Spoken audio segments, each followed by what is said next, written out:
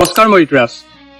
চন 1960 অসমৰ এগৰাকী মুখ্যমন্ত্ৰী সেই সময়ত বিমলা প্ৰসাদ চলিহা তেখেতৰ নেতৃত্বাধীন যি চৰকাৰ আছিলে সেই চৰকাৰখনে বিধানসভাত এখন বিধেয়ক উত্থাপন কৰিছিলে আৰু সেই বিধেয়কখন আছিলে অসমীয়া ভাষাটোক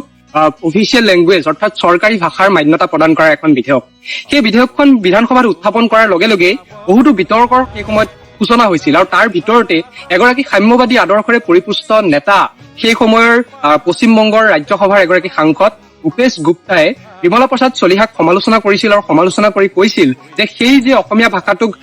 ৰাজ্যিক ভাষা বা চৰকাৰী ভাষা হিচাপে মনোনীত কৰিব বিচৰা হৈছে বা ৰূপায়ণ কৰিব বিচৰা হৈছে তাৰ জৰিয়তে সংখ্যালঘু লোকসকলৰ যি ভাষিক অধিকাৰ সেই ভাষিক অধিকাৰৰ প্ৰতি কিন্তু প্ৰত্যাহ্বানৰ সৃষ্টি হ'ব পাৰে বা সেই ভাষিক অধিকাৰক কেনেদৰে সুৰক্ষিত কৰিব পৰা যাব তাক লৈ প্ৰশ্ন উত্থাপন কৰিছিল। ঠিক একে সময়তে সেই 1960 চনৰ সময়ছোৱাত অসমে যথেষ্ট অনুপ্ৰৱেশকাৰী বাংলাদেশৰ পৰা অনুপ্ৰৱেশকাৰী সেই সময়ত পূব পাকিস্তানৰ পৰা অনুপ্ৰৱেশকাৰী সমস্যাৰ সৈতে যুঁজি থাকিব লগা হৈছিল আৰু সেই সময়ছোৱাতে RSSৰ আদৰ্শৰে পৰিপুষ্ট জনসংঘৰ কেইবাগৰাকীও নেতাই সেই বিমলা প্ৰসাদ চলিহাকে প্ৰশ্ন উত্থাপন কৰিছিল যে অনুপ্ৰৱেশকাৰী সমস্যা কেনেদৰে সমাধান কৰিব পৰা যাব বা সেই বাংলাদেশ আৰু অসমৰ যি সীমান্ত অঞ্চল সেই সীমান্ত অঞ্চলৰ সুৰক্ষাৰ প্ৰতি বিমলা প্ৰসাদ চলিহাৰ নেতৃত্বাধীন চৰকাৰখনে কেনেধৰণৰ পদক্ষেপ গ্ৰহণ কৰিব। বিমলা প্ৰসাদ চলিহাই কিন্তু সেই গোটেই সমস্যাসমূহক চালি জাৰি চাইছিল আৰু সাম্যবাদী আদৰ্শৰে পৰিপুষ্ট নেতাগৰাকী হয়তো বা প্ৰশ্নটোকো আলোচনাৰ মজিয়ালৈ আনিছিল আৰু লগতে RSSৰ আদৰ্শৰে পৰিপুষ্ট নেতাসকলৰ যি প্ৰশ্ন সেই প্ৰশ্নকো কিন্তু আলোচনাৰ মজিয়ালৈ আনি বিধানসভাত আলোচনাৰ বিষয়টোক লৈ আলোচনা কৰিছিল।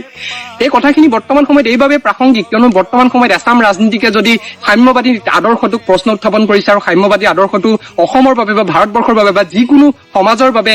ভয়ংকৰ ৰূপ বুলি কৈছে, আনফালে আকৌ এছাম লোকে কৈছে যে RSSৰ আদৰ্শ ভাৰতৰ বাবে বিপদজনক। কিন্তু আমি যদি সেই পূৰ্বৰ কথাবিলাক চাওঁ তেতিয়া যি ডায়েলেক্টিকেল মেথড বা ডায়েলেক্টিক্সৰ ধাৰণাটো সেই ধাৰণাটোৰ পৰা আমি এই কথা বুজিব পাৰো যে বিমলা প্ৰসাদ চলিহাদেৱে যি তেখেতৰ নিজৰ ধাৰণাটোতে বা নিজৰ মততে কেৱল মাত্ৰ অটুট নাথাকি সেই সাম্যবাদী আদৰ্শৰ নেতাগৰাকীৰ কথাও শুনিছিল আৰু সেই RSSৰ নেতাগৰাকীৰ কথাও শুনিছিল। গতিকে সেই দুইটা আদৰ্শৰ দুইটা বিষয়ৰ আলোচনাৰ জৰিয়তেহে এটা প্ৰকৃতাৰ্থত সত্য ৰূপত বা এটা শুদ্ধ চিন্তাত তেওঁ উপনীত হবলৈ সক্ষম হৈছিল। গতিকে সেই যিটো ধাৰণা সেই ধাৰণাটোৰ পৰা বৰ্তমানৰ ৰাজনীতিকসকলে যথেষ্ট শিকাৰ প্ৰয়োজনীয়তা আছে। বৰ্তমানৰ ৰাজনীতিকসকলে সেই যি বিমলা প্ৰসাদ চলিহা আৰু লোকপ্ৰিয় গোপীনাথ বৰদলৈৰ আদৰ্শ আছিল যে প্ৰত্যেকটো আদৰ্শৰ প্ৰতি সন্মান জনোৱা, প্ৰত্যেকটো আদৰ্শক আলোচনা আৰু সমালোচনা কৰা,